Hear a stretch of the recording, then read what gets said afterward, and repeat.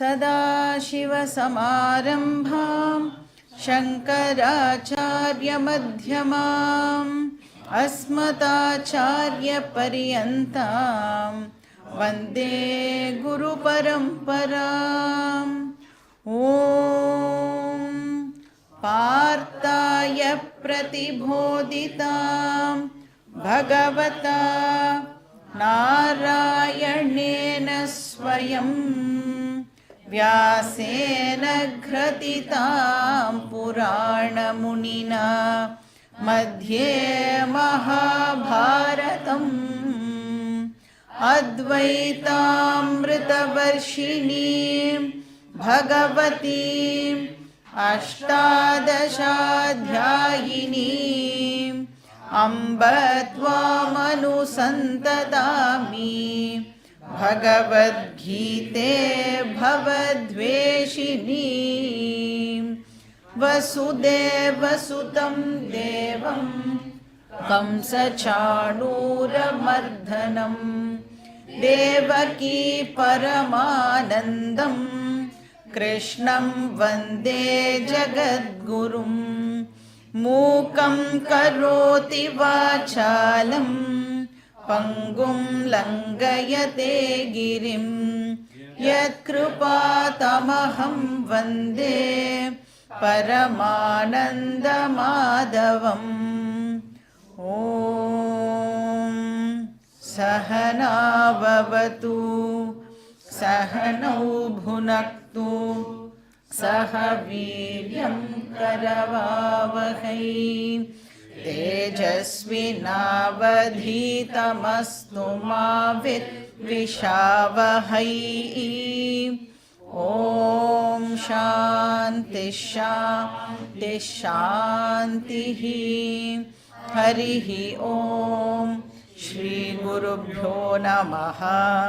हरिः ॐ। ஸோ நாம் வந்து இப்போது ஸ்திதப் பிரக்ஞ லக்ஷணம் அண்ட் ஸ்திதப் பிரக்ஞ சாதனானி இதை வந்து பார்த்துட்ருக்கோம். ஸோ எப்படி வந்து ஒரு ஸ்திதப் பிரக்ஞன் தன்னோட வாழ்க்கையை வாழ்வான் அப்படிங்கிறத பார்க்குறோம். அப்புறம் யாருக்காவது வந்து ஸ்திதப் பிரக்ஞனாக ஆகணும் அப்படின்னு ஆசை இருந்ததுன்னா என்ன பண்ணினா அந்த பர்சனால் வந்து ஸ்திதப் பிரக்ஞனாக ஆக முடியும் அதையும் வந்து நாம் பார்த்துட்டுருக்கோம். ஸோ ஒரு ஸ்திதப் பிரக்ஞன் அப்படின்னு சொன்னால் அந்த பர்சன் வந்து தன்கிட்டேயே ஆனந்தமாக இருப்பாள். வெளியில் எந்த ஒரு விஷயத்தையும் டிபெண்டு பண்ணி இருக்க மாட்டாள். எக்ஸ்டர்னல் கண்டிஷன்ஸ் என்னவாக இருந்தாலும் அந்த பர்சனுக்கு வந்து ஒரு பேலன்ஸ்டு மைண்டு வந்து அவைலபிளாக இருக்கும். இப்போ எல்லா சிச்சுவேஷன்லேயும் வந்து இந்த சமத்துவம் அப்படிங்கிறது இருக்கும். அப்புறம் அவருக்கு வந்து வீதராக பய குரோதகா அப்படின்னு பார்த்தோம். அப்போ வீதனா அது இல்லாமல் இருக்கிறது. என்னெல்லாம் இல்லாமல் இருக்கும்? ராக பய குரோத இதெல்லாம் வந்து ஜென்ரலாக இல்லாமல் இருக்கும். இப்போ எப்படி வந்து ஒரு பர்சன் இந்த மாதிரி ஆனார் அப்படின்னா, இப்போ ஸ்திதப் பிரக்ஞனா ஒருத்தர் ஆகணும் அப்படின்னா முதல்ல அவருக்கு என்ன இருக்கணும்? பிரக்ஞா அந்த பர்சனுக்கு இருக்கணும். ஞானம் இருந்தால் தான் அதுக்கப்புறமா அந்த ஞானத்தை நம்மளால் வந்து ஸ்திரம் ஆக்கிக்க முடியும். ஸோ பிரக்ஞாவாக ஆகாமல் ஸ்திதப் பிரக்ஞாவாக ஒரு நாளைக்கும் ஆக முடியாது. பிரக்ஞாவாக ஃபஸ்ட்டு எப்படி ஆகிறது? பிரக்ஞா அப்படின்னு சொன்னால் ஞானின்னு அர்த்தம். ஸோ ஞானியாக எப்படி முதல்ல ஆகிறது? நாம் என்ன பண்ணினா ஞானி ஆகலாம்? யார் ஒருத்தர் வந்து ஆத்ம ஞானத்தை அடையிறாளோ அவளை தான் ஞானின்னு சொல்கிறோம். ஆத்ம ஞானத்தை எப்படி அடையிறது? ஸ்ரவணம் அண்ட் மனனம் மூலமாக நமக்கு வந்து இந்த ஆத்ம ஞானமானது கிடைக்கிறது. What is shravanam? Systematic consistent study of scriptures for a length of time under a guru அப்படின்னு பார்த்தோம். அப்போது முதல்ல வந்து ஒருத்தர் சொல்கிறத நாம் காது கொடுத்து கேட்கணும். அதுக்கு குவாலிட்டி டைமை நம்மளால் வந்து முதல்ல ஸ்பெண்ட் பண்ண முடியணும். கீதா, உபனிஷத் இதெல்லாம் வந்து ஸ்ரவணம் பண்ணாமல் நமக்கு அறிவானது ஏற்படாது. சரி, இந்த அறிவு மட்டும் நம்மளுக்கு கிடச்சுடுத்துனா போருமா, இந்த அறிவை நம்ம ரிசீவ் பண்ணிட்டா போருமா அப்படின்னா கிருஷ்ணர் சொல்கிறார், அது மட்டும் போராது.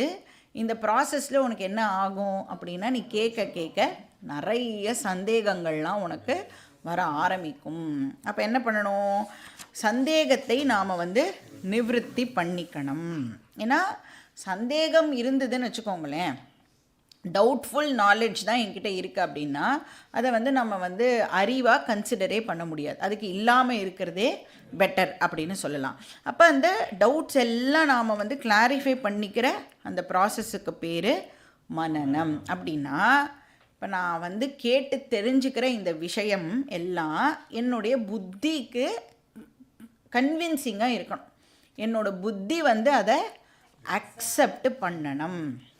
இப்போ இது பிளாக் கலர் அப்படின்னா புத்திக்கு எந்த விதமான சந்தேகமும் இல்லாமல் இது பிளாக் கலர் அப்படின்னு புத்தி கன்வின்ஸ் ஆகிறது இல்லையா, அந்த மாதிரி அகம் ஆத்மா அப்படிங்கிற விஷயம் நம்மளுடைய புத்திக்கு கன்வின்சிங்காக இருக்கணும். அது அந்த கன்விக்ஷன் வர வரைக்கும் நம்மளுடைய ஸ்ரவணம் தொடரணும். ஸோ இந்த டவுட்ஸ் எல்லாம் பேரலெல்லாம் நாம் கிளாரிஃபை பண்ணிகிட்டே வரணும். நேச்சுரலாக நெக்ஸ்ட் கிளாஸ்லேயே நம்மளோட டவுட்ஸ் கிளாரிஃபை ஆகும். அப்படியும் ஆகலை அப்படின்னா எழுதி வச்சுண்டு டீச்சர்கிட்ட அதை கேட்கணும். ஸோ இந்த 2 ப்ராசஸை அண்டர்கோ பண்ணும் பொழுது, அதாவது ஸ்ரவணம் அண்ட் மனனமை அண்டர்கோ பண்ணும் பொழுது ஒரு பர்சன் பிரக்ஞாவாக ஆகிறான். சரி, பிரக்ஞாவாக ஆனால் போருமா, டவுட்லெஸ் நாலேஜ் மட்டும் இருந்தால் போருமா அப்படின்னா கிருஷ்ணர் சொல்கிறார், அது மட்டும் பத்தாது அப்படின்னு சொல்கிறார். ஏன்னா இப்போ இந்த நாலேஜ் எங்கே இருக்கும், புத்தியில் தான் இந்த அறிவானது இப்போ நமக்கு அவைலபிளாக இருக்கும். ஆனால் நாம் டே டு டே டிரான்சாக்ட் பண்ணும் பொழுது எந்த பர்சனாலிட்டி அஃபெக்ட் ஆகிறது, இமோஷனல் பர்சனாலிட்டி தான் எல்லாரும் அட்டாக் பண்ணுவாள். நம்ம அதுவும் ரொம்ப இமோஷ்னல் பர்சன் அப்படின்னு சொன்னால் நம்மளை அழ விடுறதுக்காகவே சுற்றி இருக்கிறவாள்லாம் பிளான்லாம் போட்டு பண்ணுவா இல்லையா. அப்போ அந்த மனசு இருக்குல்ல, அதை இப்போ நாம் ஸ்ட்ராங்காக ஆக்கணும். அப்போ அந்த புத்தியில் இருக்கிற அறிவை இப்போ நம்ம இமோஷ்னல் ஸ்ட்ரெங்க்த்தாக கன்வெர்ட் பண்ணணும். அந்த ப்ராசஸுக்கு பேர் நிதித்தியாசனம் அப்படின்னு பேர். ஸோ இமோஷ்னல் லெவல்லையும் நமக்கு இந்த சேஞ்சஸ் எல்லாம் இப்போது நடக்கணும். இப்போ நம்மளுக்கு கவலைப்படக்கூடாது இப்படிங்கிறது அறிவில்லையா? கவலைப்படக்கூடாது அப்படிங்கிறது ஒரு நாலேஜ் இல்லையா? இந்த நாலேஜ் இப்போ எங்கே அவைலபிளாக இருக்குது, நம்ம எல்லாருக்கும் புத்தியில் இருக்குது. ஆனால் கவலைப்படுறோமா இல்லையா? கவலைப்படுறோம்ல, அப்போனா அது இமோஷ்னல் ஸ்ட்ரெங்க்த்தாக இன்னும் கன்வெர்ட் ஆகலை. அந்த மாதிரி அகம் ஆத்மா அது எங்கே இருக்கும், கிளாஸ்லாம் கேட்டதுக்கப்புறம் புத்தியில் சூப்பராக ஒரு ஓரமாக உட்காந்துட்டு இருக்கும். எதுக்கு பிரயோஜனப்படும், எப்படி வேஸ்ட்டாக கவலையும் பட்டுட்டே இருக்கோமோ சைடில், அந்த மாதிரி நான் இந்த உடம்பு, நான் இந்த மனசு அப்படிங்கிறதும் பேரலாக ஒரு பக்கம் நடந்துகிட்டே இருக்கும். இப்போ க்ரைசிஸ் சிச்சுவேஷன் போது நமக்கு இந்த அறிவு ஹெல்ப் பண்ணாமல் போயிடும். கவலையையே நம்மளால் நிறுத்த முடியல அப்படின்னு சொன்னால், ஏன்னா அதுவே இன்னும் சும்மா நேம் சேக்குக்கு ஒரு அறிவாக உட்காந்துட்டு இருக்கு. அதை நாம் இன்னும் உள் வாங்கிக்கவே இல்லை. புத்தி கன்வின்ஸ் ஆகலைன்னு அர்த்தம். கவலைப்படக்கூடாதுன்னு சும்மா ஒரு ஸ்டேட்மெண்ட்டாக அது இருக்கே ஒழிய அது கன்விக்ஷனாக இன்னும் ஆகலை. இப்போ நம்ம எவ்வளோ பெரிய படிப்புலாம் படிச்சிருந்தாலும், ஹைலி இன்டெலெக்சுவலாக இருந்தால் கூட அந்த பர்சனுக்கு இமோஷனல் ப்ராப்ளம்ஸ் எல்லாம் இருந்ததுன்னு வச்சுக்கோங்க, யூஸ்லெஸ். எவ்வளோ படிப்பு படிச்சிருந்தாலும் அத்தனையும் வேஸ்ட்டாக ஆகிடும். ஸோ அதனால் இந்த பிரக்ஞாவை இப்போது ஸ்தித பிரக்ஞாவாக கன்வெர்ட் பண்ணணும். எப்படி இதை பண்ணுறது அப்படின்னா அதை தான் கிருஷ்ணர் நம்மளுக்கு 58வது ஸ்லோகத்திலேருந்து சொல்லிட்டு வர. அப்படின்னா என்ன சொல்கிறார், கிளாஸ் எல்லாம் அட்டென்ட் பண்ணால் மட்டும் போகாது. பாதி பேர் கிளாஸுக்கே வரலை, அவளை பற்றி நம்ம பேசலை. வரோம்ல, வந்தால் மட்டும் போருமா அப்படின்னா வந்தால் மட்டும் போராது. இப்போ வந்து கிளாஸ் அட்டென்ட் பண்ணுறோம், என்ன தெரிஞ்சுக்கிறோம் இந்த கிளாஸ்லேருந்து? உடம்புனா என்ன, மனசுனா என்ன, ஸ்தூல சரீரம்னா என்ன, சூக்ஷ்ம சரீரம்னா என்ன, அப்புறம் இந்த வேர்ல்டுனா என்ன, இந்த வேர்ல்டு எப்படி வந்தது, இதெல்லாம் நம்ம வந்து கிளாஸில் கேட்டு தெரிஞ்சுக்கிறோம். இப்போ இதெல்லாம் வந்து புத்திக்கு வந்து கிளியராக புரியறதா இல்லையான்னா நன்னா புரியுறது, கேட்கும் பொழுது நம்மளுக்கு நன்னா புரியுறது. ஆனால் இது மட்டும் போருமானா போராது. இந்த அறிவு இருக்கே அதை வந்து இப்போ நாம் இமோஷ்னல் ஸ்ட்ரென்த்தாக கன்வெர்ட் பண்ணணும். அதுக்கு வந்து 3 எக்ஸசைஸை வந்து கிருஷ்ணர் வந்து ப்ரிஸ்கிரைப் பண்ணுறார் அப்படின்னு சொல்லலாம். அதாவது பிரக்ஞாவை சித்தப் பிரக்ஞாவை ஆக்கிறதுக்கு கிருஷ்ணர் வந்து இங்கே இந்த ஸ்லோகங்களில் நம்மளுக்கு 3 எக்ஸசைசஸை கொடுக்குறார். என்னெல்லாம் அது? ஃபஸ்ட்டு ஒன்று என்னது? இந்திரிய நிகிரகம், சென்ஸ் கண்ட்ரோல் அப்படின்னு பார்த்தோம். அப்படின்னா என்ன அர்த்தம்? நம்மளுடைய இந்திரியங்களை மாஸ்டர் பண்ணுறது அப்படின்னு அர்த்தம். இந்திரியத்துக்கு நாம் அடிமையாகாமல் நாம் சொல்கிறத நம்மளுடைய சென்ஸ் ஆர்கன்ஸ் வந்து இப்போது கேட்கணும். ஏன்னா இந்த சென்ஸ் ஆர்கன்ஸ் மூலமாக தான் வேர்ல்டில் நடக்கிற அத்தனை விஷயமும் நமக்குள்ளே வந்து என்டர் ஆகிறது. இப்போ வந்து ஒரு வீடு கட்டுறோன்னு வச்சுக்கோங்க. அந்த வீட்டுக்கு முதல்ல வீட்டுக்குள்ளே நுழையும் போது என்ன இருக்கும்? ஒரு கேட் இருக்குமா? சில பேர் என்ன பண்ணுவா, கேட்டு மட்டும் இருந்தால் பத்தாது, ஒரு செக்யூரிட்டி கார்டையும் நாம் வந்து போடுவோம் அப்படின்னு சொல்லலாம். செக்யூரிட்டி கார்டு தூங்கி போயிட்டா என்ன பண்ணுறது? அதனால நாம் வந்து ஒரு நாயை வந்து வச்சுக்கலாம்.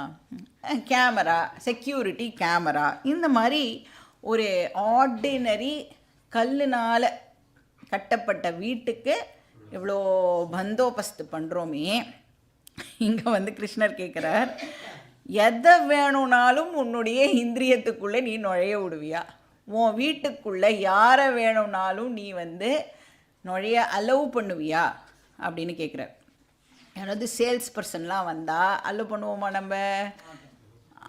அங்கேயே ரோட்லேயே பார்த்துட்டு இந்த பக்கமே வந்துடாதீங்கோ அப்படின்னு சொல்கிறோம்ல. ஆனால் சென்ஸ் ஆர்கன்ஸுக்கு மட்டும் நீ ஏன் எதை வேணும்னாலும் உள்ளே போகிறதுக்கு அலோவ் பண்ணுற அப்படின்னு கேட்குறேன். அப்போ நோ அட்மிஷன் வித்தவுட் பர்மிஷன், இது வந்து வெரி வெரி இம்பார்ட்டண்ட். என்ன சப்தம் வேணும்னாலும் என்னுடைய காதுக்குள்ளே போகலாமானா போகக்கூடாது. எப்போ நம்மளுக்கு வந்து இன்ஃபேக்ட் நன்னா போகும்? நம்மளை பற்றி வேறு யாரோ 2 பேர் பேசிகிட்டு இருக்கா அப்படின்னா அப்போ தான் இன்னும் நன்னா போய் கிட்டக்க நின்று என்ன பேசுகிறான்னு கேட்போம். அந்த மாதிரி நம்மளை பற்றி பேசும் பொழுது நம்மளுடைய காது ஆட்டோமேட்டிக்காக க்ளோஸ் ஆகணும். அதுக்கு பேர் இந்திரிய நிகிரகம். ஸோ எதை வேணும்னாலும் என்னுடைய கண்ணு வந்து பார்க்கக்கூடாது. அப்போ இந்த சென்ஸ் கண்ட்ரோல் வந்து வெரி இம்பார்ட்டண்ட். நெக்ஸ்ட் என்ன எக்ஸசைஸு? மனோ நிகிரகம். இப்போ நாம் எவ்வளோ ட்ரை பண்ணினாலும் நமக்கே தெரியாமல் சில விஷயங்கள் வந்து உள்ளே போய்டுறது. காதை எப்போ பார் மூடியே வச்சுருக்க முடியுமா? இல்லை எப்போ பார் கண்ணை மூடிகிட்டே இருக்க முடியுமானா அதெல்லாம் இட் இஸ் நாட் பாசிபிள். இப்போ உள்ளே போய்டுறது. இப்போ என்ன பண்ணுறது? உள்ளே போயாச்சு. இப்போ எப்படி அதை நான் அகெயின் கண்ட்ரோல் பண்ணலாம்? அது அகெயின் யார் கையில் இருக்குது அப்படின்னா அதுவும் என்னுடைய கையில் தான் இருக்குது. இப்போ ஏதோ ஒரு டிஸ்டர்பிங் விஷயம் நமக்குள்ளேயே போயிடுதுன்னு வச்சுக்கோங்களேன், காது வழியாக உள்ளே போயிடுது அப்படின்னா இப்போ அதை பற்றி நம்மளுக்கு ஞாபகம் வரும் இல்லையா? என்னை பற்றி வந்து இப்படி பேசிட்டாலேயாவா அப்படின்னு ஒரு சென்டென்ஸ் உங்களுக்கு ஞாபகம் வந்ததுன்னு வச்சுக்கோங்க. இப்போ என்ன பண்ணலாம்? நம்ம அதை பற்றியே யோசித்து பில்டப் பண்ணி அவளை நான் எப்படி இந்த மாதிரியெல்லாம் பேசலான்னு பிளான் பண்ணலாமா? இல்லைனா அவளுக்கு அவ்வளோதான் அறிவு அப்படின்னு சொல்லிவிட்டு அதை அப்படியே ட்ராப் பண்ணலாமா? இது யார் கையில் இருக்குது? நம்ம கையில் தான் இருக்குது. ஆல்ரெடி நாம் பார்த்துருக்கோம். ஃபஸ்ட்டு தாட் வந்து நம்மளுடைய கையில் இல்லை. ஏன் வந்தது, எதுக்கு வந்ததுன்ற ஆராய்ச்சியெல்லாம் நம்மளால் பண்ணவே முடியாது. ஃபஸ்ட்டு டைம் வந்துடும், நம்மளுடைய பர்மிஷன் இல்லாமல் தான் வருது. ஆனால் வந்ததுக்கப்புறம் அதை இமீடியட்டாக கேட்ச் பண்ணி அதை வளர விடாமல் பண்ணுறது நம்மளுடைய கையில் இருக்குது. இதே திடீர்னு சப்போஸ் உங்களுக்கு கிளாஸில் சொன்ன ஏதோ ஒரு விஷயம் ஞாபகம் வந்துடுத்துன்னா அதை என்ன பண்ணணும்? அதை இமீடியட்டாக ட்ராப் பண்ணிடக்கூடாது. என்ன பண்ணணும்? அதை ப்ராசஸ் பண்ணுறதுக்கு ட்ரை பண்ணணும். மறுபடியும் மறுபடியும் அதை பற்றி திங்க் பண்ணுறதுக்கு முயற்சி பண்ணணும். அப்போ இந்த தாட் ரெகுலேஷன் வந்து நம்ம கையில் இருக்குது. அதுக்கு பேர் மனோ நிகிரகம். அந்த டிசிப்ளினுக்கு பேர் மனோ நிகிரகம். அதாவது ஆரம்பத்திலேயே வேண்டாத விஷயத்தை அவாய்டு பண்ண முடிஞ்சுதுன்னா அதுக்கு பேர் மனோ நிகிரகம். இப்போ உங்களுக்கு வேண்டாத ஒரு தாட் வருது, இம்மீடியட்டாக நீங்கள் வந்து இது இப்போ எனக்கு தேவையில்லாததுன்னு ட்ராப் பண்ணிட்டேன்னா நீங்கள் பண்ணுறதுக்கு பேர் மனோ நிகிரகம். ஏதோ புதுசாக என்னமோ ஒரு செயிண்ட்னால தான் இதெல்லாம் பண்ண முடியும்லாம் இல்லை, எல்லாராலையும் சாதாரணமாக பண்ணக்கூடிய ஒரு விஷயம்தான் இது. இமீடியட்டாக நீங்கள் இதெல்லாம் நமக்கு வேண்டான்னு விட்டுட்டேன்னா அதுக்கு பேர் மனோ நிகிரகம். ஸோ இந்த ரெண்டு மட்டும் போருமா அப்படின்னா இந்த ரெண்டு மட்டும் போராது. மூணாவதாக நிதித்தியாசனம் அப்படிங்கிறதையும் வந்து கிருஷ்ணர் இங்கே எம்ஃபசைஸ் பண்ணுறார். இப்போ நிதித்தியாசனம் அப்படிங்கிறது வேதாந்திக் மெடிடேஷன் அப்படின்னு அர்த்தம். இப்போ இந்த டீச்சிங் இருக்கு இல்லையா, இதை நீங்கள் மறுபடியும் மறுபடியும் ஞாபகப்படுத்தின்றீள் அப்படின்னு சொன்னால் அதுக்கு பேர் நிதித்தியாசனம். நான் இந்த உடம்பு கிடையாது அப்படின்னு ஒரு தாட் உங்களுக்கு திடீர்னு வந்துடுத்துன்னு வச்சுக்கோங்க. ஏன் வந்ததுன்னா தெரியாது, திடீர்னு வந்துடுத்து. இப்போ திருப்பியும் நீங்கள் வந்து அதை ரீப்ளே பண்ணி பண்ணி பார்த்தேல் அப்படின்னா அதுக்கு பேர் இப்போ என்ன? நிதித்தியாசனம். அந்த தாட்டை இப்போ நம்ம ரெகுலேட் பண்ணுறோம் இல்லையா, அந்த அந்த ப்ராசஸுக்கே இப்போ வேறு ஒரு பேர் கொடுக்குறோம். ஏன்னா டீச்சிங்கை நாம் வந்து மறுபடியும் மறுபடியும் கொண்டு வரதுனால அதுக்கு பேர் இப்போது நிதித்தியாசனம். அப்போ நான் உடம்பு கிடையாது. எப்படி நான் உடம்பு கிடையாது அப்படின்னு அதை அப்படியே வளர்த்துட்டே போகணும். இந்த உடம்பு வந்து பஞ்சபூதத்தினால ஆக்கப்பட்டிருக்கு. பஞ்சபூதம் வந்து ஜடம். ஜடம் அப்படின்னா அதுக்கு கான்ஷியஸ்னஸ் கிடையாது அப்படின்னு நீங்கள் வந்து செயினாக அதை வந்து அப்படியே வளர்த்துட்டே போனேன்னா அதுக்கு பேர் நிதித்தியாசனம் அப்படின்னு பேர். ஸோ இதை இப்படி நம்மளே உட்காந்துட்டு பண்ணலாம். இல்லைன்னா மறுபடியும் கிளாஸை திருப்பியும் நாம் தனியாக வந்து ஒரு வாட்டி உட்காந்து போட்டு கேட்டு நோட்ஸ் எல்லாம் எடுக்கலாம். அதுக்கு தான் நோட்ஸ் எடுக்கணும் அப்படின்னு சொல்கிறோம். இப்போ நீங்கள் நோட்ஸ் எடுத்தேன்னா உங்களாலேயே அது படிக்க முடிய போகிறதில்ல எப்படி இருந்தாலும். ஏன்னா என்ன எழுதினேன்னு வீட்டுக்கு போய் பார்த்தாலே வந்து நமக்கு புரிய போகிறது இல்லை.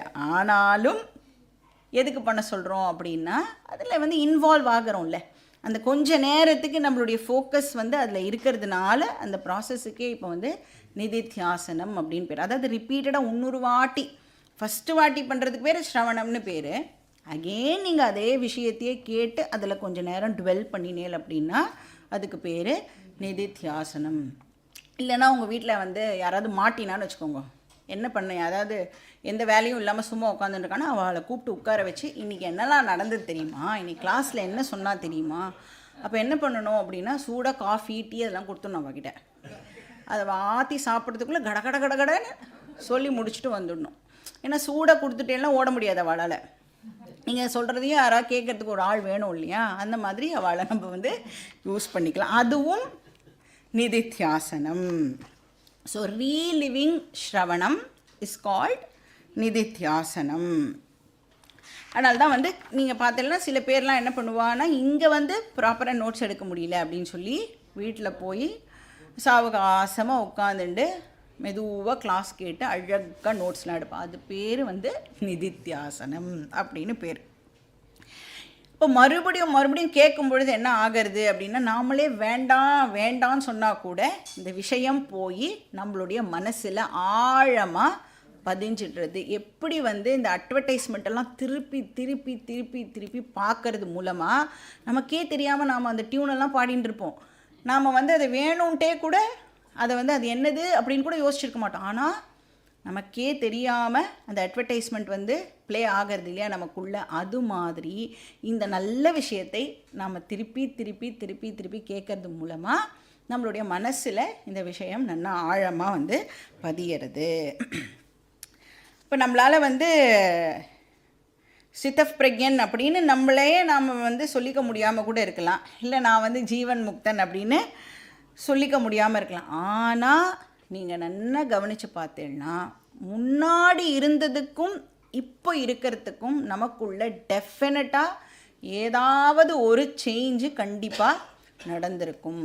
முன்னாடிலாம் நான் சின்ன விஷயத்துக்கே கோவப்படுவேன் அப்படின்னு யாராவது இருக்கலாம். ஆனால் இப்போ வந்து ரொம்ப பெரிய விஷயம் நடந்தால் கூட கொஞ்சமாக தான் எனக்கு கோபம் வருது அப்படின்னு ஏதோ ஒரு வகையில் நமக்கு வந்து ஒரு டிரான்ஸ்ஃபர்மேஷன் டெஃபினட்டாக வந்து நடந்திருக்கும். சில பேருக்கு கான்சென்ட்ரேஷன் இம்ப்ரூவ் ஆகிருக்கும்.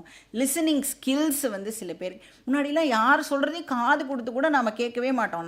நாம் பேசுகிறது தான் அப்படின்னு இருப்போம். ஆனால் இப்போ வந்து உட்காந்து கிளாஸ் கேட்கறனால என்ன இருக்கும், அடுத்தவா சொல்கிறதையும் நாம் கொஞ்சம் கேட்கணும் அப்படிங்கிற ஸ்கில்லு டெவலப் ஆகிருக்கும். ஏதோ ஒரு சேஞ்சு டெஃபினட்டாக நம்ம எல்லாருக்குள்ளேயும் வந்து நடந்திருக்கும். ஸோ 3வது எக்ஸசைஸ் வந்து நிதித்தியாசனம், டீச்சிங்லேயே வந்து டுவெல் பண்ணுறது. ஆனால் கிருஷ்ணர் வந்து இங்கே என்ன பண்ணுறாரு அப்படின்னா இந்த தமஹா இருக்குல்ல அதுக்கு வந்து கொஞ்சம் எக்ஸ்ட்ரா இம்பார்ட்டன்ஸை கொடுக்குறார். இப்போ நம்ம வந்து ஸ்லோகா நம்பர் 64 படிக்கணும்.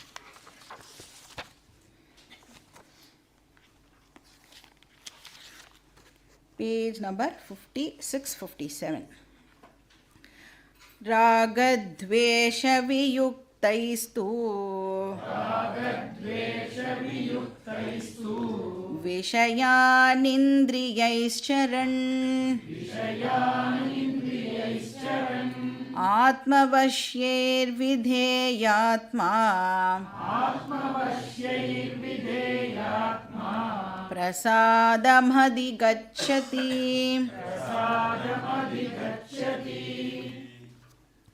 ஸோ தமஹா அதை பற்றி தான் இங்கே மறுபடியும் கிருஷ்ணர் வந்து சொல்கிறார்.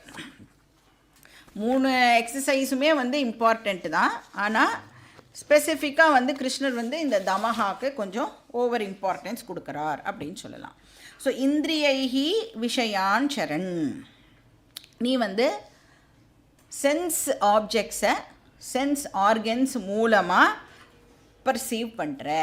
ஸோ அது பண்ணட்டும், அது ப்ராப்ளம் இல்லை. ஏன்னா நம்மளால் வந்து சொன்ன மாதிரி சென்ஸ் ஆர்கன்ஸை யூஸ் பண்ணாமலே இருக்க முடியுமானா யூஸ் பண்ணாமல் இருக்க முடியாது. அப்போ சென்ஸ் ஆர்கன்ஸ் வந்து சென்ஸ் ஆப்ஜெக்ட்ஸை பார்க்கட்டும். ஆனால் அதில் எது வந்து இப்போ நம்ம கவனிக்க வேண்டிய விஷயம், ராகத்வேஷ வியுக்தைஹி. இப்போ இந்த சென்ஸ் ஆர்கன்ஸ் இருக்குல்ல அதுக்கு என்ன ஒரு கெப்பாசிட்டி இருக்குது அப்படின்னா, டக்குன்னு வந்து ஒரு ஆப்ஜெக்டை பார்க்கும் பொழுது என்ன பண்ணிடும், இது எனக்கு பிடிச்சது இது எனக்கு பிடிக்காதது அப்படின்னு டிசைட் பண்ணிடும். இது என்னோடய லைக் கேட்டகரி கீழே வரும், இது என்னுடைய டிஸ்லைக் கேட்டகரிக்கு கீழே வரும் அப்படின்னு வந்து இந்த லைக்கையோ டிஸ்லைக்கையோ வந்து அது ஏற்படுத்திக்க ஆரம்பிச்சிடும். அப்போ என்ன பண்ணணும், நாம் அலர்ட்டாக இருந்து அது மாதிரி எந்த விதமான லைக்கையோ டிஸ்லைக்கையோ ஏற்படுத்திக்காமல் நாம் வந்து இப்போ கேர்ஃபுல்லாக டீல் பண்ணணும். ராகா அப்படின்னா லைக்குன்னு அர்த்தம், பிடிச்சிருக்கு. துவேஷா அப்படின்னா டிஸ்லைக், பிடிக்கல. லைக்கும் மிஸ்கன்செப்ஷன் தான், டிஸ்லைக்கும் வந்து மிஸ்கன்செப்ஷன். லைக்குனா என்ன அர்த்தம், பிடிச்சிருக்கு அப்படின்னா எதனால் ஒரு விஷயம் வந்து எனக்கு பிடிச்சிருக்குன்னு சொல்கிறோம். ஏன்னா அந்த விஷயத்தை பார்த்தாலோ அதை என் கையில் வச்சுக்கிறதுனாலையோ இல்லை அதை கேட்டாலோ எனக்கு வந்து ஹாப்பினஸ்ஸு கிடைக்கிறது அப்படின்னு நான் தப்பாக அண்டர்ஸ்டாண்ட் பண்ணின்னு இருக்கிறதுனால இந்த சென்ஸ் ஆர்கன் வந்து எது மேலேயோ லைக் பண்ணுறது இல்லைனா எதையோ வந்து டிஸ்லைக் பண்ணுறது. அது மாதிரி டிஸ்லைக்கும் ஒரு மிஸ்கன்செப்ஷன். அது என்ன அண்டர்ஸ்டாண்டிங்கு, அது என்கிட்ட இருந்தாலோ அதை பார்த்தாலோ அதை கேட்டாலோ எனக்கு துக்கமாக இருக்குது அப்படின்னு ஒரு ராங் அண்டர்ஸ்டாண்டிங்கை நாம் வந்து இப்போது ஏற்படுத்தி வச்சுட்டுருக்கோம். ரெண்டுமே வந்து மிஸ்கன்செப்ஷன். அப்போ எந்த ஒரு விஷயத்துக்கும் நாம் வந்து இப்போது அடிக்ட் ஆகக்கூடாது. வேண்டவே வேண்டான்னு சொல்லக்கூடாது, இது இருந்தால் தான் ஆச்சு அப்படின்னும் நாம் வந்து சொல்லக்கூடாது. ஸோ ராகத்வேஷைஹி வியுக்தைஹி இந்திரியைஹி. அப்போ சென்ஸ் ஆர்கன்ஸ், இந்திரியைஹினா சென்ஸ் ஆர்கன்ஸ் இப்போ எப்படி இருக்கணும், அடிக்ஷன் ஃப்ரீயாக இருக்கட்டும். வியுக்தகா அப்படின்னா அது இல்லாமல் இருக்கட்டும். ராககாவும் வேண்டாம், துவேஷகாவும் வேண்டாம். அது மட்டும் இல்லை, இப்போ எப்படி இருக்கணும் அது சென்ஸ் ஆர்கன்ஸ் அப்படின்னா ஆத்மவஷ்யை. ஆத்மா அப்படின்னா இந்த இடத்துல வந்து புத்தி அப்படின்னு அர்த்தம். இப்போ சென்ஸ் ஆர்கன்ஸ் எதோட வசத்தில் இருக்கணுமா? புத்தியோட வசத்தில் சென்ஸ் ஆர்கன்ஸ் இருக்கட்டும். ஏன்னா புத்தி தான் டிரைவர், சாரதி. நம்மளுடைய லைஃப்புங்கிற ஜேர்னியில் யார் டிரைவர் அப்படின்னு நீங்கள் கேட்டேன்னா புத்தி. இப்போ ப்ராப்பராக அந்த டிரைவர் வந்து நம்மளை கரெக்டான ரூட்டில் கூட்டிகிட்டு போகணும். அதனால அந்த புத்தியுடைய வசத்தில் இப்போ நம்மளுடைய இந்திரியங்கள் இருக்கணும். விதேயாத்மா அப்படின்னு சொன்னால் இந்த இடத்துல வந்து ஆத்மா அப்படின்னா ஒரு பர்சன், அதாவது சென்ஸ் கண்ட்ரோல் உள்ள ஒரு பர்சன் அப்படின்னு எடுத்துக்கணும். இந்திரியங்களை யார் வந்து கண்ட்ரோல் பண்ணி இருக்காளோ அந்த பர்சனை இந்த இடத்துல விதேயாத்மா அப்படின்னு கிருஷ்ணர் வந்து அட்ரஸ் பண்ணுறார். யார் ஒருத்தருக்கு சொன்ன பேச்சை கேட்குற சென்ஸ் ஆர்கன்ஸ் இருக்கோ அந்த பர்சன் வந்து விதேயாத்மா. அப்படி இருக்கிற ஒரு பர்சனுக்கு என்ன கிடைக்குமா? பிரசாதம் அதிகச்சதி. இப்போ அந்த பர்சனுக்கு தன்னுடைய மைண்டில் வயலண்ட் டிஸ்டர்பன்சஸ் எல்லாம் ஏற்படாது. இப்போ யார் தன்னுடைய சென்ஸ் ஆர்கன்ஸை கண்ட்ரோல்டாக வச்சுட்டு இருக்காளோ, புத்தியோட சொன்ன பேச்சை கேட்டு நடக்கிற சென்ஸ் ஆர்கன்ஸ் யாருக்கு இருக்கோ அவளுக்கு பிரசாதம் அதிகச்சதி. பிரசாதம் அப்படின்னு சொன்னால் இந்த இடத்துல சாந்திஹி அப்படின்னு அர்த்தம், அமைதி. இப்போ மைண்டு வந்து அவளுக்கு காமாக இருக்கும் அப்படிங்கிறத தான் இங்கே வந்து கிருஷ்ணர் சொல்கிறார். ஸோ அனாவசியமான எந்த ஒரு ஆர்கியூமெண்ட்டோ இதுவோ அதுக்கெல்லாம் அவள் வந்து போவே மாட்டாள். ஆர்கியூமெண்ட்டே ஜென்ரலாக எதுக்கு பண்ணுறோம்? நாம் வந்து கரெக்டுன்னு ப்ரூவ் பண்ணுறதுக்காக பண்ணுறோம் இல்லையா? அந்த அர்ஜெல்லாம் போயிடும் நம்மளுக்கு. நாம் இவாக்கிட்ட என்ன நம்ம கரெக்டுன்னு ப்ரூவ் பண்ண வேண்டியிருக்குன்னு சொல்லி அதெல்லாமே வந்து அந்த பர்சன் ட்ராப் பண்ணிடுவார். ஸோ அதனால் அவருக்கு என்ன கிடைக்கிறது அப்படின்னா சாந்தி கிடைக்கிறது, அமைதியான மனசு வந்து இந்த பர்சனுக்கு இப்போ கிடைக்கிறது. இந்த மாதிரி ஒரு அமைதியான மைண்டில் தான் நம்மளால் என்ன ப்ராக்டிஸ் பண்ண முடியும்னா நிதித்தியாசனத்தை ப்ராக்டிஸ் பண்ண முடியும். அதை வந்து அடுத்த ஸ்லோகத்தில் சொல்கிறார். ஸ்லோகா நம்பர் 65. பிரசாதே சர்வதுக்கானாம் ஹானிரஸ்யோபஜாயதே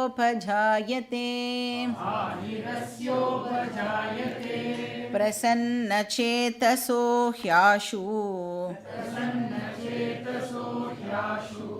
புத்திஃ பர்யவதிஷ்டதே. ஸோ இந்த ஸ்லோகத்தில் என்ன சொல்கிறார் அப்படின்னா, அந்த காம் மைண்ட் அது இருந்ததுன்னா அதோடைய அட்வான்டேஜ் என்ன, பேலன்ஸ்டு மைண்ட் இருந்ததுன்னா அதோடைய அட்வான்டேஜ் என்ன. பிரசாதா, அகெயின் பிரசாதா அப்படின்னா இந்த இடத்துல வந்து பிரசன்ன சித்தம் அப்படின்னு அர்த்தம். Com mind. பிரசாதம்னா நமக்கு வந்து சுண்டல் கேசரி அதெல்லாம் ஞாபகத்துக்கு வரக்கூடாது. என்னன்னா இந்த இடத்துல வந்து பிரசன்ன சித்தம். ஸோ இந்த பிரசன்ன சித்தம் 2 விதமான பெனிஃபிட்டை கொடுக்கும் அப்படின்னு சொல்கிறார். ஃபஸ்ட்டு ஒன் வந்து சர்வதுக்கானாம் ஹானிஹி. என்ன ஆகிறது? ஹானிஹின்னா டிஸ்ட்ரக்ஷன் அர்த்தம். சர்வதுக்கானாம் ஹானிஹின்னா எல்லா துன்பங்களும் போயிடும், நீங்கிடும். எது இருந்ததுன்னா சமத்துவம் இருந்ததுன்னா, நமக்கு ஒரு பேலன்ஸ்டு மைண்டு காம் மைண்ட் இருந்ததுன்னா எல்லா விதமான துயரங்களும் நம்மளை விட்டு நீங்கிடும். அப்படின்னா எல்லா துயரங்களும் போயிடுத்துன்னா இப்போ என்ன இருக்கும் நம்மக்கிட்ட? ஆனந்தம் இருக்கும் இல்லையா?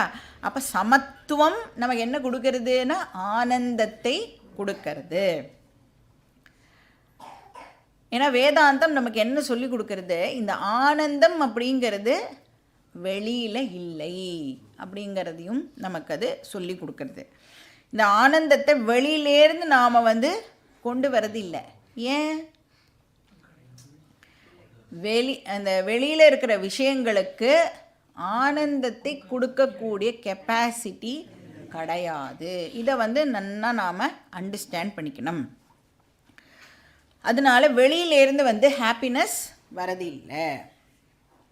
ரெண்டாவது, வெளி விஷயங்கள் நம்மளுக்கு ஹாப்பினஸ் கொடுக்க வேண்டிய அவசியமும் இல்லை. ஏன்னா நான் தான் சோர்ஸ் ஆஃப் ஹாப்பினஸ்.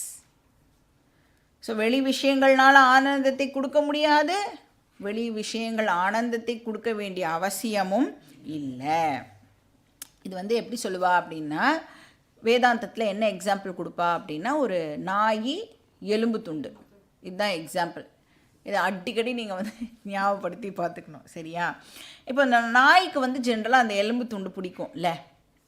அப்போ என்ன பண்ணுவா, இந்த நாயெலாம் வச்சுட்டுருக்கிறவா வந்து அந்த மாதிரி ஒரு ஷேப்பில் ஒரு ப்ளே டாய்லாம் கூட வச்சுப்பா. இப்போ இந்த நாய் என்ன பண்ணுறது, அந்த அந்த எலும்பு எப்படி இருக்கும் அப்படின்னா ரொம்ப ட்ரை போனாக இருக்கணும் அது. அப்போ ட்ரை போனாக இருந்ததுன்னா அதில் வந்து குட்டி குட்டி குட்டியாக வந்து ஷார்ப் எட்ஜஸ்லாம் இருக்கும் அந்த போனில்.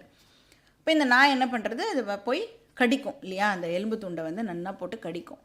இப்படி கடிக்கும் பொழுது என்ன ஆகும், அந்த ஷார்ப் எட்ஜஸ்லாம் வந்து நாயோடைய அந்த பல்லில் இருக்கிற அந்த ஈரில் பட்டு அந்த ஈர்லேருந்தே வந்து இப்போ வந்து ரத்தம் வர ஆரம்பிக்கும்.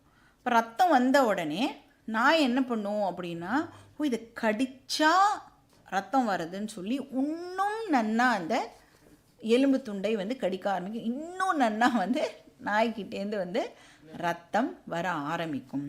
நாய் என்ன கன்க்ளூட் பண்ணுறது, இந்த எலும்புலேருந்து தான் ரத்தம் வருது அப்படின்னு நாய் வந்து கன்க்ளூட் பண்ணுறது. எப்படி கன்க்ளூட் பண்ணுறது, ஏன், what is the logic behind this அப்படின்னா, கடிக்கிறதுக்கு முன்னாடி ரத்தம் இல்லை,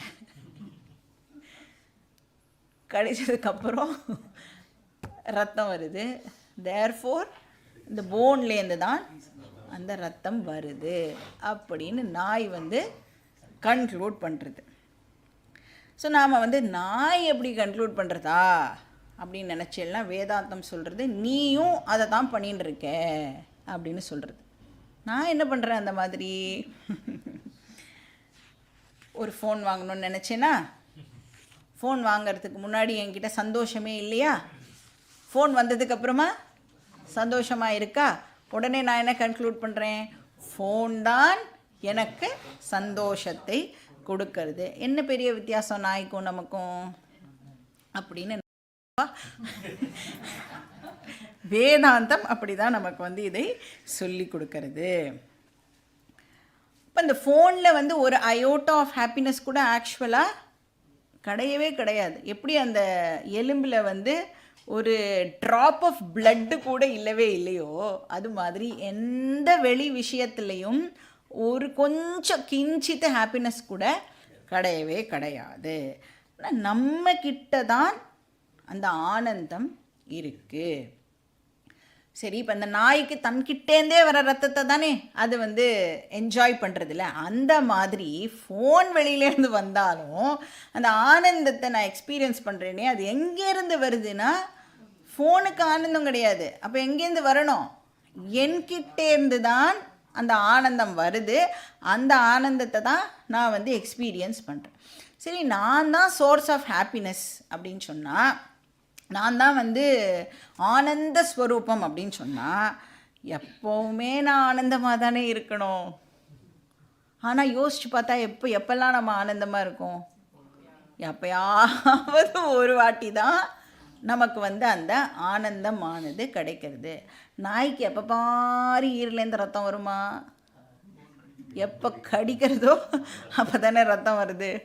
அது மாதிரி நம்மளும் எப்போ பாரு ஆனந்தமாக ஏன் இருக்க மாட்டேங்கிறோன்னா, எப்போவுமே நம்மளோட மைண்டு வந்து டிஸ்டர்ப்டாக இருக்குது. எப்போ எல்லாம் நம்மளுடைய மைண்டு காமாக இருக்கோ அப்போ எல்லாம் நீங்கள் வந்து ஆனந்தமாக இருப்பேன். இதை வந்து நல்லா திங்க் பண்ணி பாருங்கள். இப்போ வந்து ஏன் வந்து அந்த ஃபோன் வாங்கின உடனே எனக்கு ஆனந்தம் ஏற்படுறது, ஃபோன் வாங்கணுன்னு ஒரு ஆசை எனக்கு இருந்தது. நான் ஃபோன் வாங்கின உடனே அந்த ஆசை இப்போ வந்து என்னை விட்டு போயிடுறது. எதெல்லாம் விடுறோமோ அதுதான் நமக்கு ஆனந்தத்தை தருது. விட தான் ஆனந்தம் நமக்கு கிடைக்கும். அப்போ அதை ட்ராப் ஆன உடனே இப்போ மைண்டு வந்து எப்படி இருக்குது அப்படின்னா, ஹாப்பா வேணுங்கிறது நமக்கு கிடச்சிடுது அப்படின்னு அந்த மைண்டு வந்து இப்போ எந்த விதமான சலனமும் இல்லாமல் காமாக அப்படியே இருக்குது.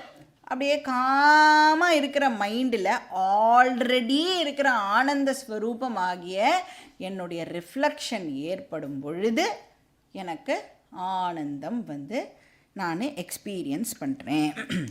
அப்போது எப்பவுமே இருக்கிற ஆனந்தத்தை என்னை வந்து என்ஜாய் பண்ண விடாமல் எது தடுக்கிறது அப்படின்னா, எப்போ பாரு டிஸ்டர்ப்டாக இருக்கிற மைண்டு தான் என்னுடைய ஆனந்தத்தை என்ஜாய் பண்ண விடாமல் தடுக்கிறது. அதனால் இங்கே என்ன சொல்கிறார், பிரசாதே சர்வ துக்கானாம் ஹானிஹி பவதி. காம் மைண்டில் எல்லா துக்கமும் இப்போ வந்து போயிடுறது. ஸோ பெனிஃபிட் நம்பர் 1 வந்து ஆனந்தஹா. செகண்ட் பெனிஃபிட் என்ன, பிரசன்ன சேதசா ஹி ஆஷுஹு புத்திஹி பரியவதிஷ்டதே. பிரசன்ன சேதசா அப்படின்னா அந்த காம் மைண்டு. அந்த காம் மைண்டில் தான் இப்போ என்ன ஆகுமா அப்படின்னா, புத்திஹி பரியவதிஷ்டதே. அதுவும் எப்போ, ஆஷுஹு. ஆஷுஹுன்னா சீக்கிரம் அப்படின்னு அர்த்தம், சூன்னு அர்த்தம்.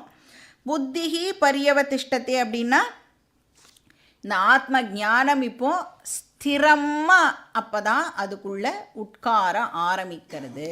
சாதாரணமாக இருந்த ஞானம் இப்போ ஸ்திர ஞானமாக ஆகணும் அப்படின்னா அதுக்கு நமக்கு என்ன தேவைப்படுறது, ஒரு காம் மைண்டு வந்து நமக்கு தேவைப்படுறது. திஷ்டதி அப்படின்னா இருக்கிறதுன்னு அர்த்தம். பரியவதிஷ்டதே அப்படின்னா நன்னா ஸ்திரமாக உட்கார்ந்துக்கிறது. நாலேஜ் வந்து நன்னா அசிமிலேட் ஆகும். ஸோ எவ்வளோ அறிவு நமக்குள்ளே வந்து நமக்கு இருக்கோ அவ்வளோ அறிவும் இப்போ என்ன ஆகும்னா நன்னா உள்ளுக்குள்ளே போய் ஆழ் மனசில் வந்து பதிய ஆரம்பிக்கும். புத்திஹி அப்படின்னா இந்த இடத்துல வந்து ஞானம்னு அர்த்தம், இன்டெலெக்ட் கிடையாது. ஹான்னு சொல்கிறோம்ல, அதுதான் இந்த இடத்துல புத்திஹி. பிரக்ஞா வந்து ஸ்திர பிரக்ஞாவா இப்போ ஆகும். அப்யாயுக்தஸ்ய பாவனா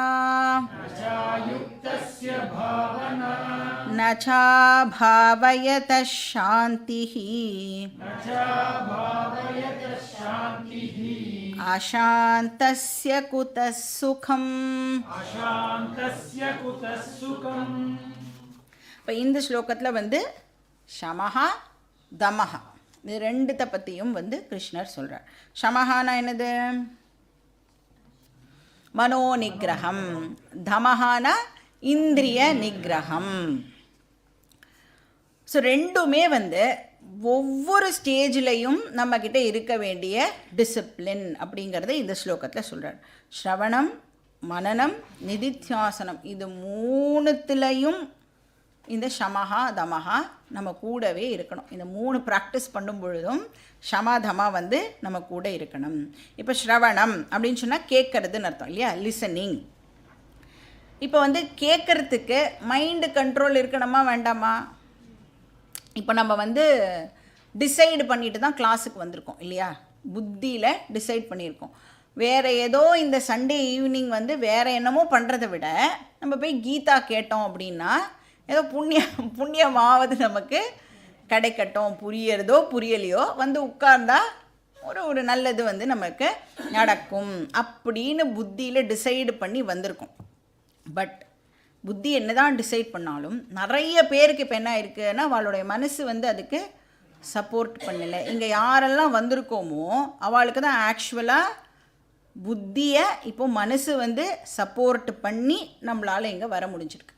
நிறைய பேரால் ஏன் வர முடியல, புத்தியில் அவளுக்கு தெரியும் கீதா கிளாஸ் இஸ் வெரி இம்பார்ட்டண்ட்டுன்னு தெரியும். ஆனால் மனசு என்ன பண்ணிடுதோ அதை விட இம்பார்ட்டண்ட்டாக நான் உனக்கு வேறு ஒரு விஷயம் வச்சுருக்கேன், அதனால் கீதா கிளாஸ் தான் ஆன்லைனில் தான் எப்படியுமே வருமே, அப்புறம் கூட நம்ம கேட்டுக்கலாம், அது இது வந்து போனால் வராது அப்படின்னு சொல்லி வேறு ஒரு விஷயத்துக்கு அவளை வந்து மனசு இழுத்துண்டு போயிடுது.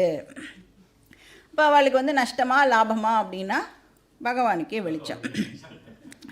இப்போ ஸ்ரவணம் அப்படின்னு சொன்னால் அதுக்கே வந்து ஷமஹா வந்து வெரி இம்பார்ட்டண்ட், மைண்டு கண்ட்ரோல் வந்து வெரி இம்பார்ட்டண்ட். இப்போ நாம் வந்து இப்போது கிளாஸில் இங்கே உட்காந்துட்டுருக்கோம் அப்படின்னு சொன்னால் நம்மளுடைய சென்ஸ் ஆர்கன்ஸ் எல்லாம் இப்போ இப்படி இருக்கணும். காது வந்து இப்போது ஆக்டிவாக என்ன இங்கே டீச்சிங் நடக்கிறதோ அதை கேட்குறதுல காது வந்து இப்போது ஃபோக்கஸ் பண்ணணும். நாம் வந்து ஓ இவா இன்றைக்கி வரலையா, அவா வரலையா, அவள் வந்து என்ன கலர் சாரி போட்டுன்னு வந்திருக்கா, இப்படின்னு எல்லாம் பார்க்க ஆரம்பித்தோம் அப்படின்னு சொன்னால் என்ன ஆகும், கிளாஸ் வந்து போயிடும். இப்போ மைண்டோட அவைலபிலிட்டி இஸ் வெரி இம்பார்ட்டண்ட். இந்திரிய நிகிரகமும் வந்து வெரி வெரி இம்பார்ட்டண்ட்.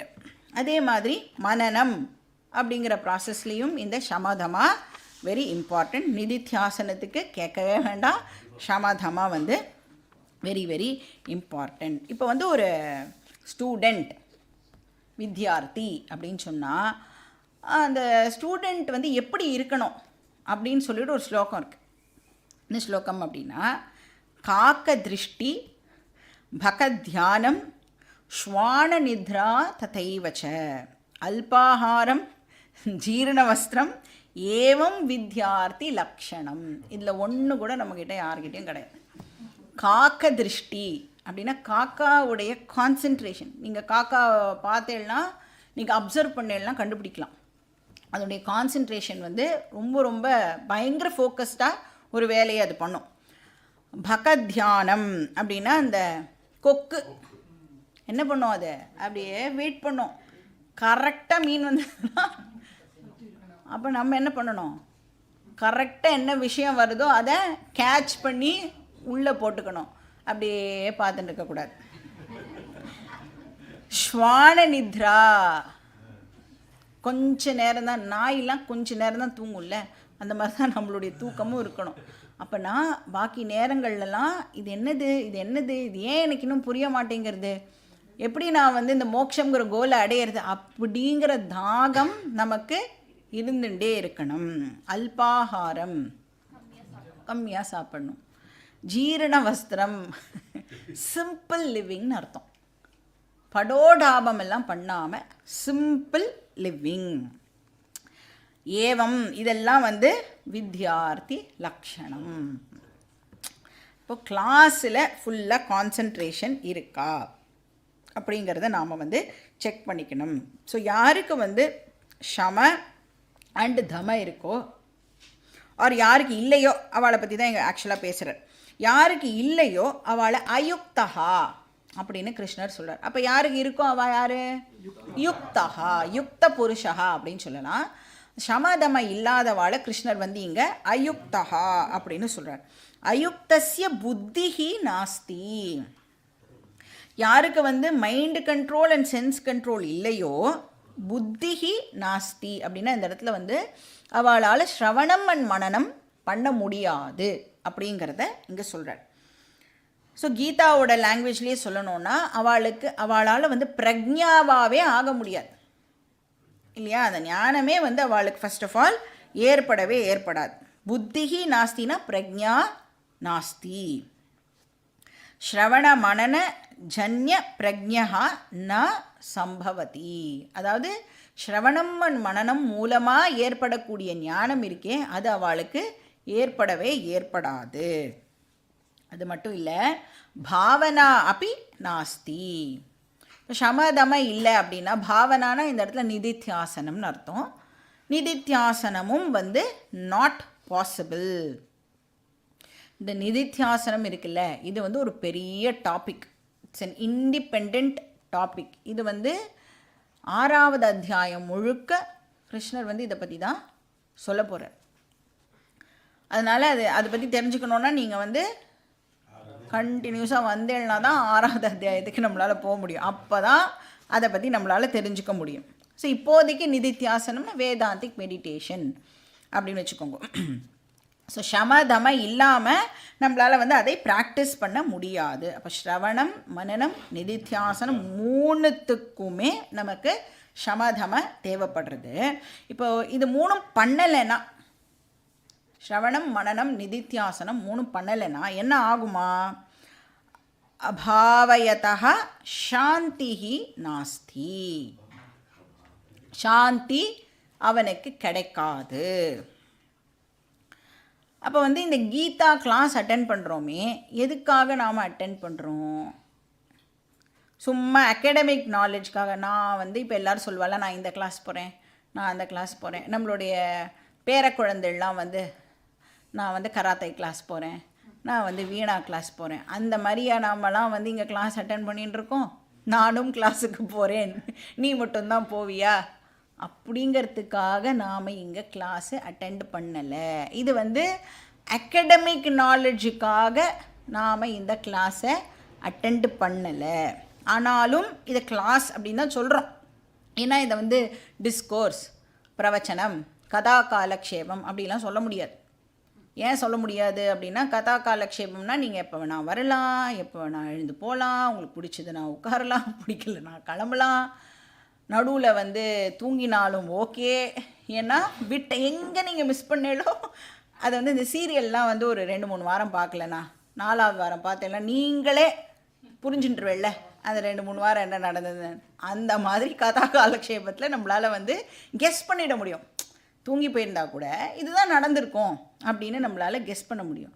இப்போ கிளாஸில் நீங்கள் தூங்கிட்டேன்னா கெஸ் பண்ண முடியுமானா பண்ண முடியாது. அப்போது ஸ்கூலில் எப்படி வந்து சின்சியராக கமிட்டடாக உட்காந்து படிக்கிறோமோ அந்த மாதிரி படிக்கணும். ஆனால் ஸ்கூலில் படிக்கிற படிப்பு அகடமிக்ஸு. ஆனால் இது அகடமிக்ஸ் கிடையாது. ஆனால் இது நம்மளுக்கு ப்ராக்டிக்கல் பெனிஃபிட்டை கொடுக்க போகிறது. நீங்கள் வந்து இந்த கிளாஸ் அட்டென்ட் பண்ணுறது மூலமாக என்ன கற்றுக்கிறேன் அப்படின்னா, இந்த வாழ்க்கையே நான் இப்போ எப்படி பார்க்க ஆரம்பிக்கணும் அப்படிங்கிற விஷயத்தை கற்றுக்கிறேன். இந்த வேர்ல்டை இனிமேல் நான் எப்படி மாற்றி பார்க்கணும். இவ்வளோ நாள் நான் தப்பாக பார்த்துட்டு இருந்தேன். இப்போ கிருஷ்ணர் வந்து டீச் பண்ணுறது மூலமாக நான் எப்படி ஆக்சுவலாக இந்த வேர்ல்டை எப்படி நான் பார்க்கணும், இந்த லைஃப்பை நான் எப்படி ப்ராப்பராக யூஸ் பண்ணணும் அப்படிங்கிற விஷயத்தை எல்லாம் நாம் வந்து கற்றுக்கிறோம். அப்போ இது வந்து ஸ்கூல் மாதிரி கிளாஸுன்னு சொல்கிறோம். ஆனால் இந்த அகடமிக் பர்பஸுக்காக நாம் படிக்கிறது இல்லை. நம்மளுடைய சான்ஸ்கிரிட் நாலேஜை வந்து போட்டு காமிக்கிறதுக்காக நாம் இந்த விஷயத்தை படிக்கலை. இது இந்த சான்ஸ்கிரிட் வார்த்தைக்குள்ளே ஒளிஞ்சுட்டுருக்கிற அர்த்தம் இருக்கே, அதுதான் நமக்கு இம்பார்ட்டண்ட். அந்த அர்த்தம் நம்மளுடைய லைஃப்பை வந்து ட்ரான்ஸ்ஃபார்ம் பண்ணுறது. அதுக்காக தான் நாம் வந்து இதை படிக்கிறோம். மோக்ஷம் அப்படிங்கிற அந்த அந்த பரம புருஷார்த்தத்தை அடையிறதுக்காக நாம் வந்து இந்த கிளாஸ் எல்லாம் வந்து அட்டெண்ட் பண்ணுறோம். அதனால் இது வந்து அகடமிக் விஷயம் கிடையாது. இப்போ இங்கே வந்து கிருஷ்ணர் சொல்கிறார், உனக்கு வந்து பெர்மனெண்ட் சாந்தி வேணும்னா நீ வந்து இந்த ஸ்ரவண மனன நிதித்தியாசனத்தை பண்ணினாதான் உனக்கு பெர்மனெண்ட் சாந்தி கிடைக்கும். இப்போ யார் பண்ணலையோ அவளுக்கு சாந்தி நாஸ்தி, அவளுக்கு பீஸ் வந்து கிடைக்க போகிறதில்லை. அசாந்தஸ்ய குதசுகம், மன அமைதியே இல்லை அப்படின்னு சொன்னால் அந்த பர்சனால் எப்படி ஆனந்தத்தை என்ஜாய் பண்ண முடியும்? ஏன்னா இப்போ ஆனந்தத்தை என்ஜாய் பண்ணணுன்னா வாட் இஸ் த ப்ரீ ரெக்விசிட்டு? எனக்கு காம் மைண்ட் இருக்கணும். மைண்டே இப்போ காமாக இல்லை அப்படின்னு சொன்னால் இந்த பர்சனுக்கு எங்கேருந்து வந்து ஆனந்தம் கிடைக்க போகிறது? இப்போ ஆத்மானந்தம் அப்படிங்கிறது வந்து ஒரு காம் மைண்டுனால தான் என்ஜாய் பண்ண முடியும். இப்போ வந்து நம்மளுடைய முகத்துடைய ரிஃப்ளெக்ஷனை பார்க்கணுன்னு வச்சுக்கோங்க. என்னோடய முகம் வந்து எப்படி இருக்குதுன்னு நான் தெரிஞ்சுக்கணுன்னா நான் எது முன்னாடி போய் நிற்பேன்? இப்போது கண்ணாடி முன்னாடி நிற்கிறேன். அந்த கண்ணாடி வந்து இப்போ ஆடிண்டே இருந்ததுன்னு வச்சுக்கோங்க, எவ்வளோ இரிட்டேட் ஆகும் நமக்கு. ஒன்றால் ஒரு செகண்ட் இப்படி நிற்க முடியாதா? ஏன் இப்படி ஆடிண்டே இருக்க அப்படின்னு கோவம் வருமா வராதா? அந்த மாதிரி தான் இந்த ஆத்மானந்தாவை ஏன் எக்ஸ்பீரியன்ஸ் பண்ண முடியலன்னா, மனசு வந்து இப்போது இப்படி வயலண்ட்டாக வந்து ஆடிண்டே இருக்கிறதுனால என்கிட்ட இருக்கிற ஆனந்தத்தையே என்னால் வந்து இப்போது எக்ஸ்பீரியன்ஸ் பண்ண முடியலை. அதனால் அசாந்தஸ்ய குதசுகம், டிஸ்டர்ப்டு மைண்ட் இருந்ததுன்னா எப்படி வந்து நீ ஆனந்தத்தை என்ஜாய் பண்ணுவ? இப்போ வந்து சரி எனக்கு வந்து மனசாந்தி வேறு ஏதோ ஒரு எக்ஸ்டர்னல் விஷயம் மூலமாக கிடைக்கிறது அப்படின்னு ஒரு பேச்சுக்கு வச்சுட்டா கூட அப்படி தானே எல்லோரும் தப்பாக நினச்சிட்டு இருக்கோம். ஏதோ வெளி விஷயத்துலேருந்து தான் எனக்கு ஆனந்தம் கிடைக்கிறதுன்னு. இப்போ நமக்கே தெரியறது அந்த ஆனந்தம் நிலச்சி இருக்கவே மாட்டேங்கிறது. கொஞ்ச நேரம் ஹாப்பியாக இருக்கும், இமீடியட்டாக வந்து அது என்னை விட்டு போயிடுறது. ஸோ உனக்கு பர்மனெண்ட் ஹாப்பினஸ் வேணும் அப்படின்னு சொன்னால் நீ வந்து ஒரு யுக்த புருஷனாக இருக்கணும். ஸ்ரவண மனன நிதித்தியாசனம் பண்ணினாதான் உனக்கு பர்மனெண்ட் ஹாப்பினஸ் கிடைக்கும். ஏன்னா கட்டோபனிஷத் சொல்கிறது சாஸ்வதி சாந்திஹி. ஞானத்தினால தான் உனக்கு சாஸ்வதமான சாந்தி கிடைக்கும். ந இதரேஷாம், வேற எதுனாலையும் உனக்கு அது கிடைக்காது அப்படின்னு உபனிஷத் வந்து சொல்கிறது. நெக்ஸ்ட் ஸ்லோகம், ஸ்லோகா நம்பர் 67. இந்திரியாணாம் ஹி சரதாம் யன்மனோனு விதீயதே ததஸ்ய ஹரதி பிரக்ஞாம் வாயுர்நாவமிவாம்பசி.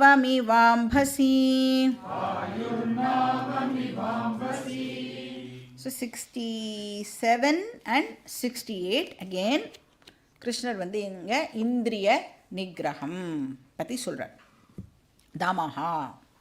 ஸோ தமஹா இல்லைன்னா ஆத்ம ஞானம் ஏற்படாது அப்படின்னு சொல்கிறார். ஏன்னா நம்ம வந்து எவ்வளோ பெரிய ஒரு மகாத்மா இப்போ பேசின்னு இருக்கான்னு வச்சுக்கோங்களேன், அவ பேச்சை வந்து நாம் கேட்டுகிட்டே இருந்தாலும் நம்மளுடைய சென்ஸ்லாம் வேறு எங்கேயோ இப்போ வந்து சுற்றின்னு இருந்தது அப்படின்னு சொன்னால் கேட்டு ஒரு பிரயோஜனமும் இல்லை, ஞானம் வந்து ஏற்படாது. இல்லைனா என்ன பண்ணுவோம் அப்படின்னா, இப்போ வந்து கிளாஸே நடக்கிறதுன்னு வச்சுக்கோங்களேன், எது வந்து கிளாஸ் முடிஞ்ச உடனே நமக்கு ஞாபகம் இருக்கும் அப்படின்னா, கிளாஸில் சொன்ன ஜோக்கு நல்லா ஞாபகத்தில் இருக்கும். அந்த ஜோக்கே ஏதோ ஒரு விஷயத்துக்காக சொல்லப்பட்டிருக்கோம், அந்த விஷயத்தை விட்டுட்டோ ஜோக்கை மட்டும் பிடிச்சிப்போம்.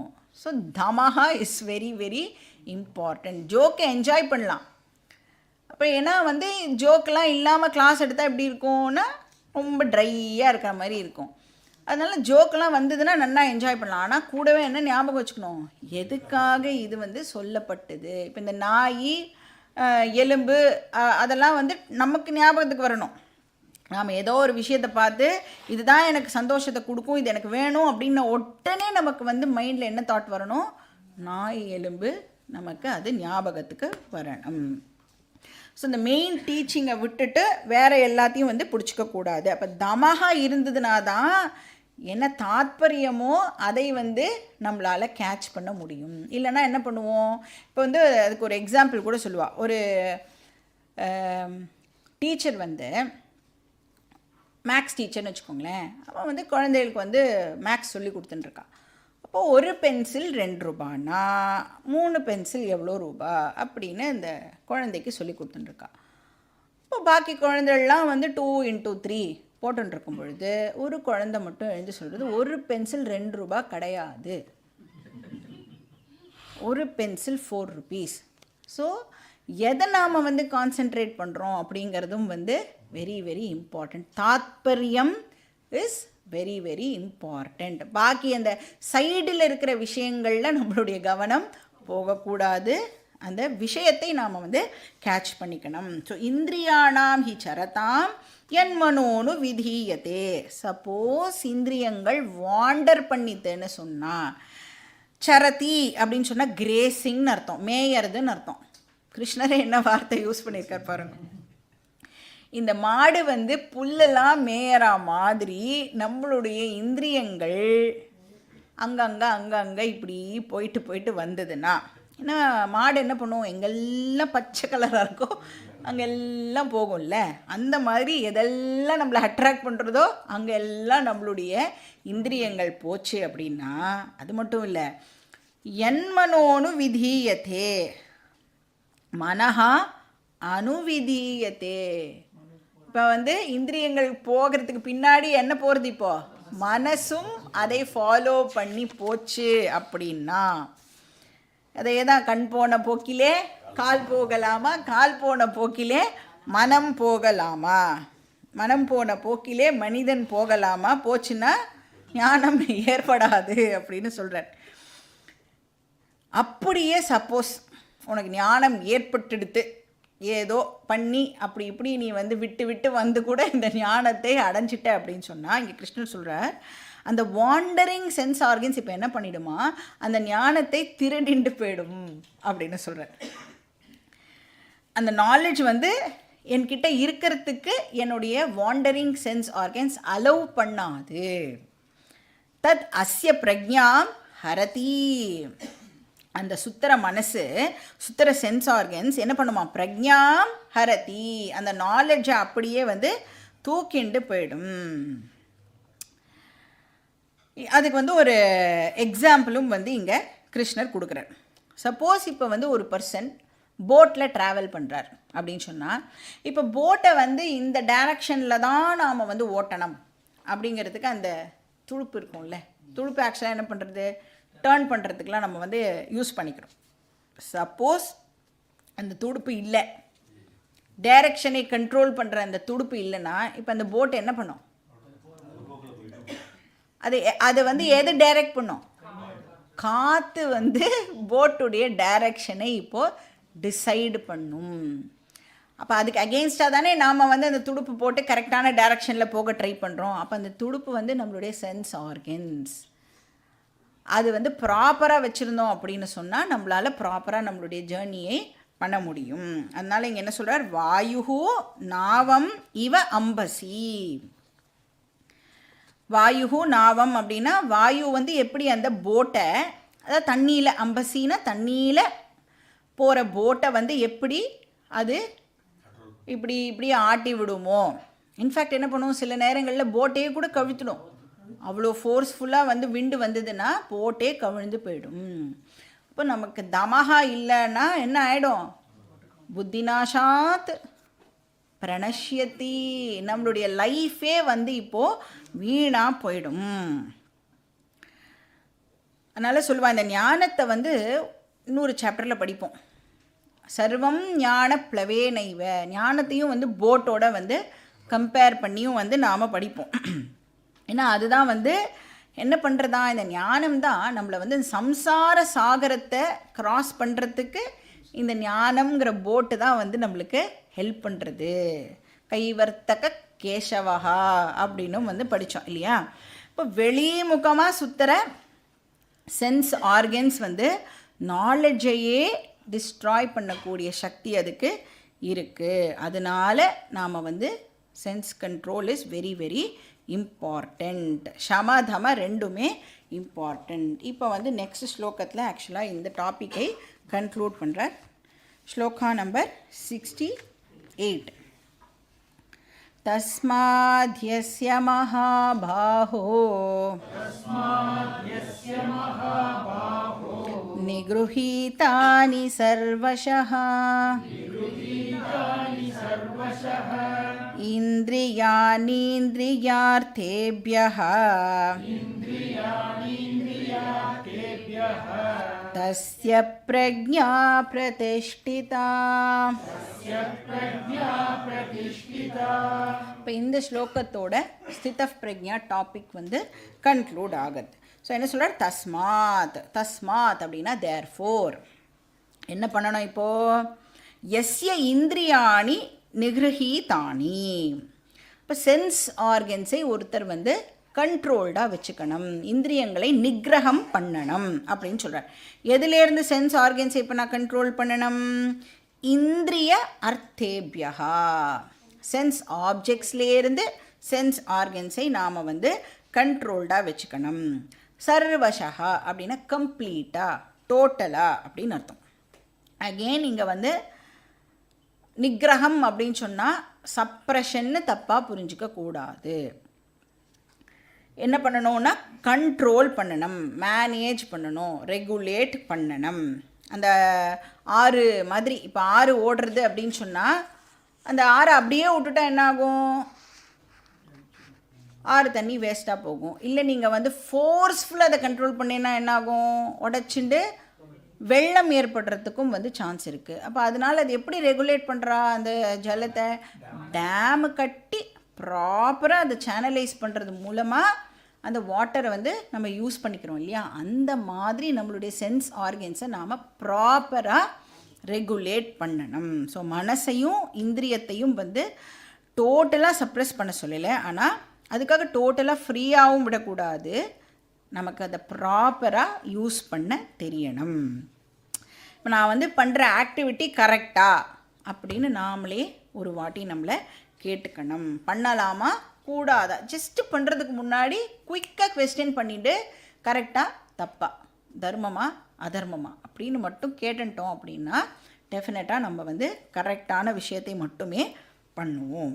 இப்போ ஏதோ ஒரு தாட் வந்துடுது, இந்த தாட் ஓகேவா நாட் ஓகேவா, என்டர்டெயின் பண்ணணுமா என்டர்டெயின் பண்ணக்கூடாது, இப்படி நீங்கள் குயிக்காக ஏதாவது ஒரு கவலைப்பட ஆரம்பிக்கும் போதோ இல்லை வேறு ஏதோ ஒரு விஷயம் நடக்கும்பொழுதோ குயிக்காக கேட்டுட்டேன்னா நீங்கள் அலர்ட்டாக ஆயிட்டேல் அப்படின்னு தெரிஞ்சாலே நேச்சுரலாக வந்து ரெகுலேட் பண்ண ஆரம்பிச்சிருக்கேள் அப்படின்னு அர்த்தமாகுது. ஸோ ஈஸியாக வந்து நாம் ஷம தம வந்து ப்ராக்டிஸ் பண்ணலாம். ஸோ நிகிரகம் அப்படின்னு சொன்னால் சேனலைசேஷன், டைரக்ட் பண்ணுறது அப்படின்னு அர்த்தம். ஸோ சேனலைஸ் பண்ணுறது வந்து வெரி வெரி இம்பார்ட்டண்ட். ஸோ தஸ்மாத் யஸ்ய இந்திரியாணி இந்திரிய அர்த்தேபியா சர்வசா நிகிரஹீதானி தஸ்ய பிரக்ஞா பிரதிஷ்டிதா. யார் ஒருத்தர் தன்னுடைய இந்திரியங்களை இந்திரிய விஷயங்கள்லேருந்து கம்ப்ளீட்டாக நிகிரகம் பண்ணுறாளோ கண்ட்ரோல் பண்ணுறாளோ அந்த பர்சனுக்கு பிரக்ஞா பிரதிஷ்டிதா, ஞானம் ஸ்திர ஞானமாக ஆகிறது. அந்த பர்சன்னால் தான் ரிசீவ் பண்ண நாலெட்ஜை இமோஷ்னல் ஸ்ட்ரெங்க்டாக ஈஸியாக கன்வெர்ட் பண்ண முடியும், நல்லா உள் வாங்கிக்க முடியும் அப்படின்னு சொல்கிறார். பாக்கி டீட்டெயில்ஸ் நெக்ஸ்ட் கிளாஸில் பார்க்கலாம். ஓம் பூர்ணமதః பூர்ணமிதம் பூர்ணாத் பூர்ணமுதச்யதே பூர்ணஸ்ய பூர்ணமாதாய பூர்ணமேவாவசிஷ்யதே. ஓம் சாந்தி சாந்தி சாந்தி. ஹரிः ஓம் ஸ்ரீ குருभ्यो நமः. ஹரிः ஓம்.